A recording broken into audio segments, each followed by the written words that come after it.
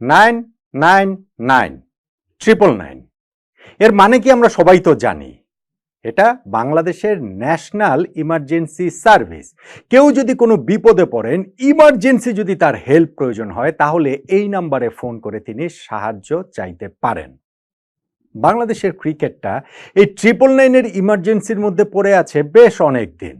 র্যাঙ্কিংয়ে, আইসিসি র্যাঙ্কিংয়ে, টেস্ট র্যাঙ্কিংয়ে আমরা 9 নম্বরে, ওয়ানডে র্যাঙ্কিংও আমরা 9 নম্বরে, টি-20 র্যাঙ্কিংও আমরা 9 নম্বরে। বাংলাদেশ ক্রিকেট একটা ইমার্জেন্সি সিচুয়েশনের ভেতরে রয়েছে, যখন 3টা ফরম্যাটে আমরা 9 নম্বরে ছিলাম। এই নিয়ে একটা ভিডিও আমি করেছিলাম। এখন তো সেই ইমার্জেন্সি অবস্থাকেও আমরা আসলে পিছু ফেলে দিচ্ছি, আরও ভয়াবহভাবে, আরও পতনের দিকে আমরা এগিয়ে যাচ্ছি। কেননা ওয়ানডে ফরম্যাটে আমরা বিশ্ব র্যাঙ্কিংটা যে হালনাগাদ করেছে আইসিসি, সেইখানটাতে 9 থেকে পিছিয়ে 10 নম্বরে চলে গিয়েছি। এইটা কি আপনার আমার কারো কাছে খুব বিস্ময়কর? নাকি অন্য 2টা ফরম্যাটে যে এখনো 9 নম্বরে আছি, টেস্টে এবং টি-20-তে, সেইটাই বরং কিছুটা বিস্ময়কর না বললেও একটু অবাক করার, কিংবা ধরেন কিছুটা স্বস্তির, সেভাবে বলা যেতে পারে। বাংলাদেশ ক্রিকেটের এরকম একটা ইমার্জেন্সি অবস্থায় আমরা কি ক্রমশ আরো পতনের দিকে চলে যাচ্ছি না? দেখুন, আইসিসি তাদের এই বার্ষিক হালনাগাদ করেছে র্যাঙ্কিং এর বিষয়টা, যেটা এই গত বছর, এক বছর যদি আমরা ধরি, 2024 সালের মে মাস থেকে এই 2025 সালের এপ্রিল পর্যন্ত সময়টা, যেই রেজাল্টগুলো হয়েছে সেই রেজাল্টের 100% রিফ্লেকশন এই র্যাঙ্কিংয়ে রয়েছে, এবং তার আগের 2 বছরের সময়ের মধ্যে 50% রিফ্লেকশন র্যাঙ্কিংয়ে রয়েছে। এখন গত এক বছর সময়ে বাংলাদেশের এই যে ওয়ানডে ফরম্যাটেই তো আমরা র্যাঙ্কিংয়ে 10 নম্বরে চলে গিয়েছি, এই ওয়ানডে ফরম্যাটে আমাদের অবস্থা আসলে ভয়াবহ।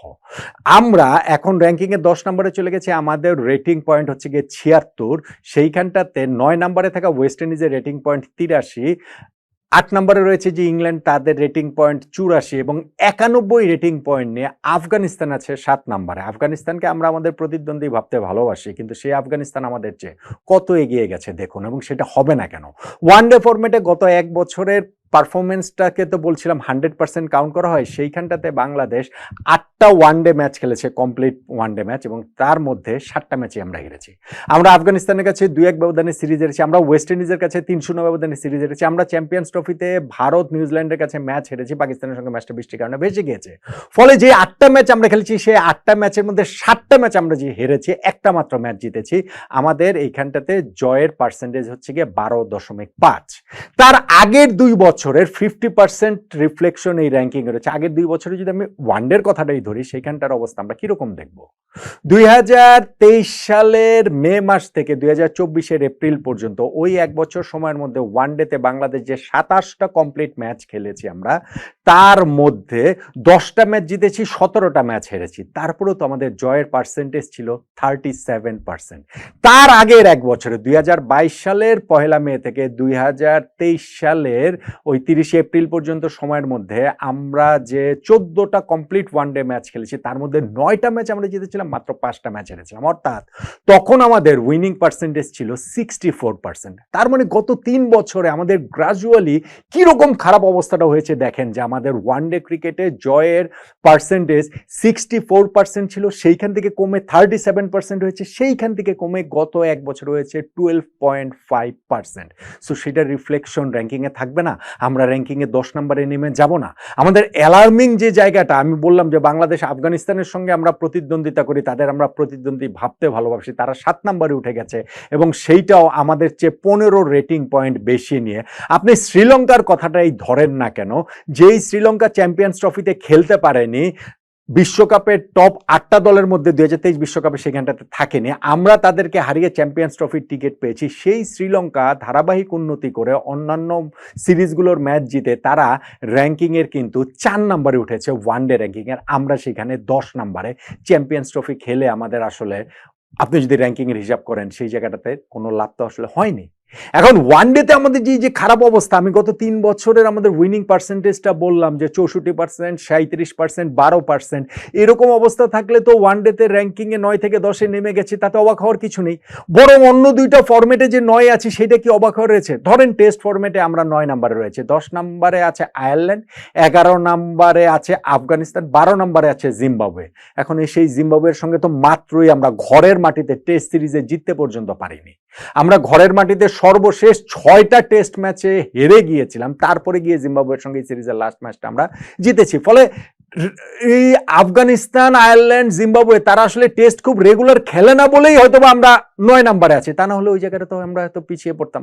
আপনি টি-20-র কথা বলবেন, সেখানে আমরা 9 নম্বরে রয়েছে, আফগানিস্তান রয়েছে 10 নম্বরে। আফগানিস্তানের চেয়ে টি-20-তে বাংলাদেশ ভালো দল, এটা ভাই কেউ বিশ্বাস করবে না। ক্রিকেট বিষয়ে এটা বিশ্বাস করার মতো কেউই নেই।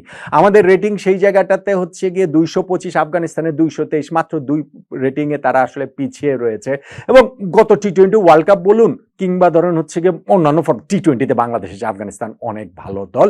র্যাঙ্কিং এর এটা সঠিক রিফ্লেকশন আছে, এটা কেউই আসলে বিশ্বাস করবে না।